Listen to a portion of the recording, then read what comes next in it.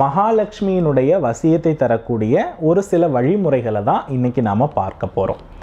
அதாவது மகாலட்சுமி என்றாலே சுக்கிரன், சுக்கிரன் என்றாலே சிரஞ்சீவி. அதாவது ஒரு வீட்டில் நல்ல செயல்களுடைய ஆயுளை விருத்திகரமாக்க வேண்டுமென்றால் அந்த வீட்டில் சுக்கிரனுடைய அம்சம் நிறைந்திருக்க வேண்டும்.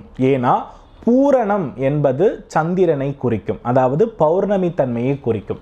பௌர்ணமி தன்மையில் எப்படி இந்த பூலோகம் குளிர்ந்து அனைத்து ஜீவராசிகளும் நல்ல பலனை அடைகிறதோ அதுபோல சுக்கிரனுடைய அம்சம் நிறைந்த வீட்டில் உள்ளவர்களுடைய மனநிலை என்றைக்குமே பூரண நிம்மதியோடு இருக்கக்கூடிய ஒரு அடிப்படையான அமைப்பை அனைவருமே நீங்கள் பார்ப்பீங்க.